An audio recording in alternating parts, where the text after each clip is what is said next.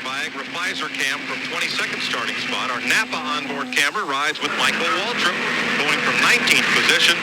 Our GM Goodrich cam from 7th place with Dale Earnhardt. And the Bud cam on board his son's car, Dale Earnhardt Jr., starts 6th. The Lowe's camera rides with Mike Skinner from 4th position and will ride with the pole sitter Bill Elliott in our Dodge onboard camera. Pace vehicle is in. The 43rd annual Daytona 500 is set to get underway. Terry Bradshaw waves the green flag. We're racing.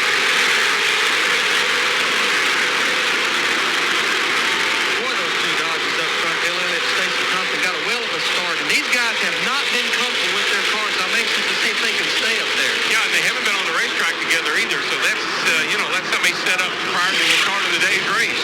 What happened to that second row? It looked like Sterling Marlin did not come up through the gears quickly. Well, when somebody in front of you doesn't go, it really backs the field up right on a start like that.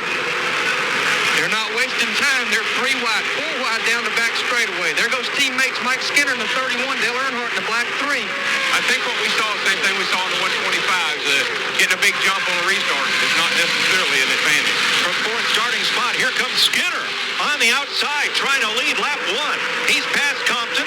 He's caught Elliott. Elliott drops low to lead the first lap. Charlie Marlin's right there too, looking on the outside. He's got Dale Jr. pushing him.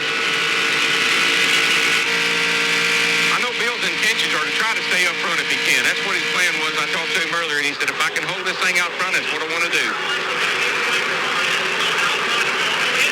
Boy, Earnhardt's back in the sucker hole early. Sterling Marlin on the outside for the lead. Well, maybe not. They're in the sucker hole yet, so they're all over the place.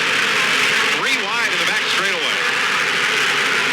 We heard Earnhardt yesterday say in practice that his car wouldn't pull up like it had been, and Larry, we've got a tremendous headwind down the back straightaway today. And it'll make those guys think, hey, my motor don't seem to be running. I'm not seeing the RPMs because that wind is buffeting that car, and it's almost just like running against a brick wall. Sterling Marlin to lead lap 2. We have every reasonable hope of a record number of lead changes for this race today. Talking about that wind up the back, what a driver looks at is his tachometer. When he looks down at his tach, I've been turning 7,000 all weekend long. What have y'all done to me? I'm 6,800. This thing won't run. And of course, what's the crew chief saying, Larry? I'm telling you, you got a headwind down that back straight, but this is wind-wise. It's similar to conditions to what these guys had in happy hour, so that's one thing that's not a curve thrown at them today. Earnhardt backing up. The battle's on point. Marlin has company, 99, Jeff Burton, and 8, Earnhardt Jr. Talking to some of the drivers, some of these cars are pretty free, pretty loose on new tires on the start, and that'll make them fast. Some of the other cars are a little tighter, and that'll make them slow. What they'll do, they'll start these cars low on air pressure because as they run and the heat builds in the tires, the air pressure builds up. Yeah, it will. The rear end will want to come around when the air pressure's down. It's like driving on a low tire on your passenger car. You can feel the low tire wobbling around. They won't be that way long, I can tell you that. Sterling Marlin in his 20th 500 appearance. He's won twice, and he's now led in 12 of those 20 starts. It don't matter who's leading. We still got a 43-car lead draft. Jeff Gordon has fallen from 13th to 24th. Earnhardt from 7th back to 13th. Challenge up front. New leader, Dale Earnhardt Jr. Bill Senior's down on the inside making a move on Bill Elliott as they head down toward turn 1. This is where the cars have really been aggressive. The guys have really been using that bottom apron down there to get a position on guys going into turn 1. It's been kind of breathtaking, even up here. Well, if I'd have been up here 2 or 3 years ago watching these guys, I'd have retired then. Drivers have tunnel vision. You basically see what's going on right in front of you, and it's up to the spotters and everybody else to see what's going on around and behind you, and they ain't been telling me the truth. 3 abreast. Elliott caught in the middle now. Marlin fights his way back to the front. Earnhardt is leading that high line around. Mike Skinner right behind him, and then rookie Andy Houston. And Sterling Marlin's back out front again, guys. That car, I proved one thing, that 125 win was no fluke. It wasn't all about just being in the right place at the right time. He's got a pretty fast hot rod there. Tony Stewart trying to climb the ladder. He's 19th right now. Mark Martin just in front of him. Tony Stewart has patience written on his dashboard. They made it bigger for the race today. Takes up the whole dashboard today because he is not a patient driver. He's a very aggressive driver.